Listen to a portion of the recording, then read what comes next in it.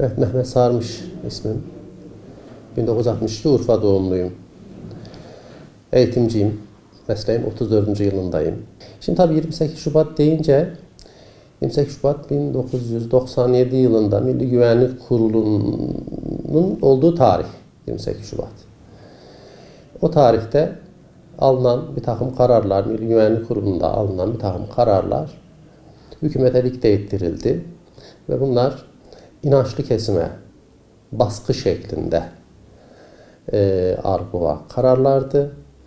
O kararların alınmasıyla beraber önceden başlamıştı zaten bunun hazırlığı. Medyanın da etkisiyle ülke genelinde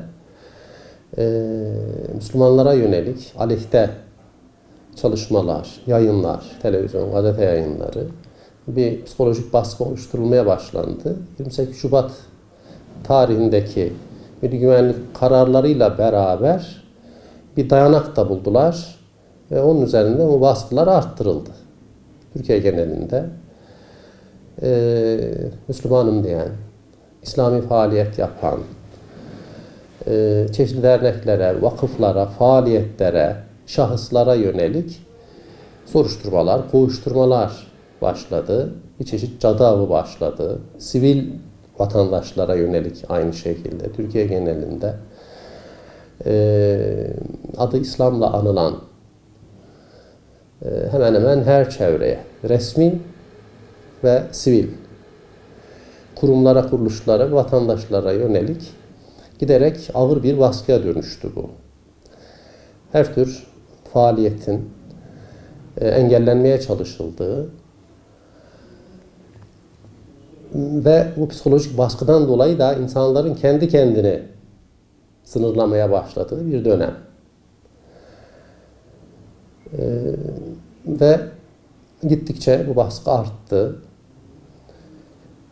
Bir takım resmi yazışmalara dönüştü. En çok da başörtüsünde kendini gösterdi. Başörtülü olarak devlet memuriyeti yapan bayanlar ve onları destekleyenler üzerine ağırlık olarak gidildi. En çok memurun olduğu kesimde eğitim kesimi, öğretmen kesimi olduğu için en çok oralarda kendini hissettirdi. Eğitim tabii bütün vatandaşları ilgilendirdiği için herkesin de dikkatini çekti bu durum. Birçok öğretmen, bayan öğretmen görev yapamaz hale geldi. Bir cadı avı başlatıldı dediğim gibi. Bir kısım resmi görevliler, gazeteciler, müfettişler başörtülü avına çıktılar. Ben çeşitli gazetecileri biliyorum. Başörtülerin olduğu okulların oralarda, arabalarında bekliyor. Girerken, çıkarken fotoğraflarını çekiyor. Aha bu okulda da başörtüler göreve devam ediyorlar diye haber yapıyorlardı. Ve jurnallıyorlardı. Arkasından müfettişler gidiyordu. Onların o haberleri öncülük yapıyor. Arkasından da hemen resmi görevliler, müfettişler devreye giriyor. Ve onların rahatsız edilmesi, onların soruşturma geçirmesi, görevden atılmasına doğru gitti. Yani Türkiye genelinde yaşananların aynen bir yansıması Urfa'da da oldu. Urfa'da başörtülü öğretmen sayısı zannediyorum oran itibariyle biraz daha fazlaydı. Belli okullarda yoğunlaşmıştı. Bahsettiğim şeylerin çoğu zaten Urfa'da yaşadıklarımız. Bir kısım okul idareleri başörtülerle ilgili işlem yapmadıkları için Milli Eğitim de bunları daha çok orada görevlendiriyordu. Atamalar şimdiki gibi olmadığı için il belirliyordu o zaman hangi öğretmen nerede görev yapacağına. O öğretmenlerin daha rahat çalışabilecekleri, rahatsız edilmeyecekleri okullara yönlendiriliyorlardı. Ve belli okullarda yoğunlaşmıştı bunlar. Müfettişler sürekli onları görev başında yakalamak suçüstü yapmak tabiri caizse içip o okullara böyle haberli habersiz baskınlar düzenliyorlar. Bir kısım gazeteciler de buna öncülük ediyorlardı. O dönem ben Fatih Sultan Mehmet İlköğretim Okulu müdürüydüm. Bizim okulda da 8-9 arkadaşımız, bayan öğretmenimiz vardı, başörtülü. Dolayısıyla hedefteki okullardan biriydik biz. Ben aynı zamanda o zaman Eğitim Bir Sendikası'nın da başkanlığını yapıyor idim. Dolayısıyla o okulda o kadar başörtünün olması, bizim sendika olarak da onların hakkını, hukukunu savunmamız, o dönem sendikamızın diğer bağlı sendikalarıyla beraber tabi bu dikkat çekici hale geldi. Dolayısıyla bizim okula da müfettişler sık sık gidip gelmeye başladılar. Onlarla ilgili yasal işlem yapmamızı istiyorlardı. Ceza vermemizi istiyorlardı. Buna ben direndim.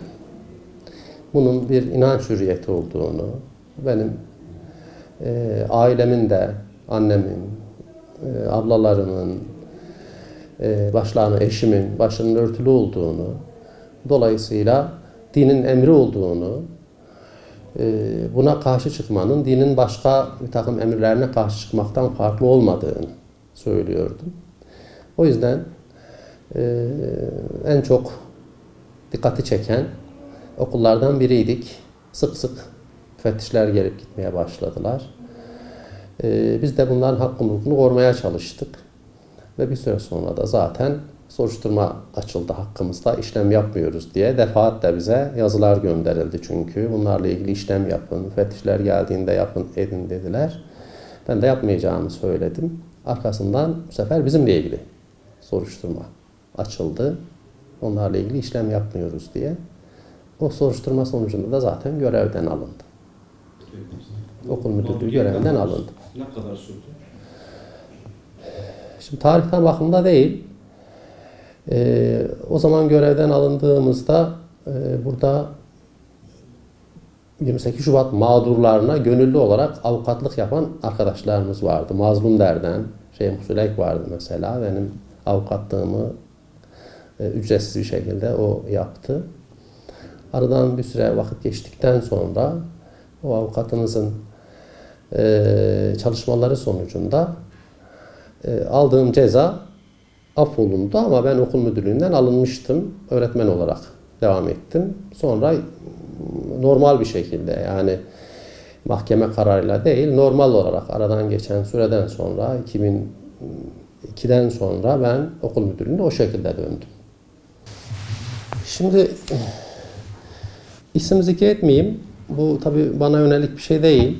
Genel olarak bu konuda sıkıntılar yaşandı. Birçok mesela başörtülü bayan okullarından kovuldu, görevlerinden alındı. Bir kısmının başı açılmak istendi. Bir kısmı baskı yüzünden kendisi açmak zorunda kaldı. Ailesinin baskısından kendisi açmak zorunda kaldı. Bir kısmı her türlü bedeli ben ödeyeceğim dedi ve görevden atıldı. Ceza aldılar bu süreçte. Adları gazetelerde çıktı. Sanki işte büyük bir suç işlemişlermiş gibi lanse edildi. Ağlayanlar, gözyaşı dökülenler, üzülenler, kahrolanlar oldu. Ekonomik açıdan çalışmak zorunda olduğu için daha çok sıkıntı çekenler oldu. Bizzat görev başındayken rencide edilenler, hakarete uğrayanlar oldu, bayılanlar oldu okullarımızda.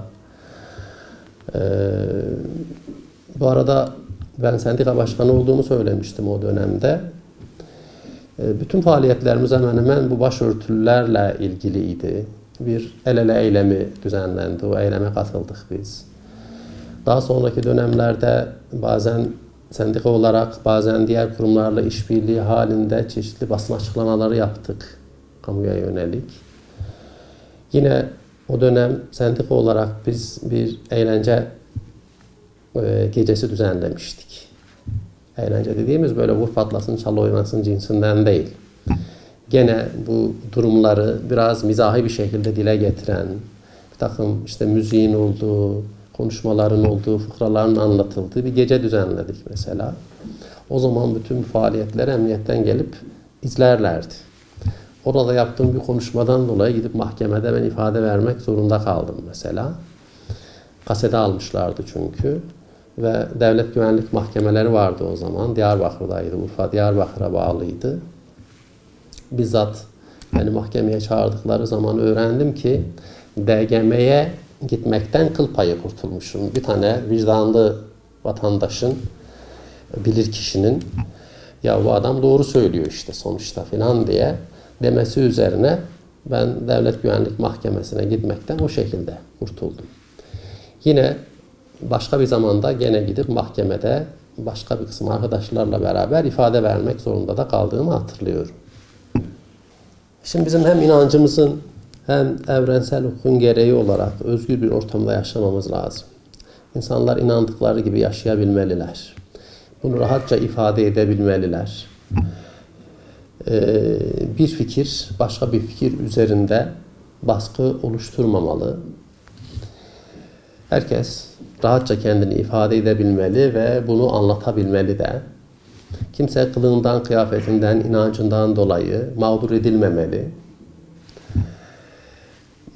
Tepeden inme bir mantıkla, toplum mühendisliğiyle bir yere varılamayacağını insanların artık görmesi lazım. Bir daha 28 Şubat benzeri olayların hiçbir yerde, bu arada ülkemizde de olmaması gerektiğini düşünüyorum ben.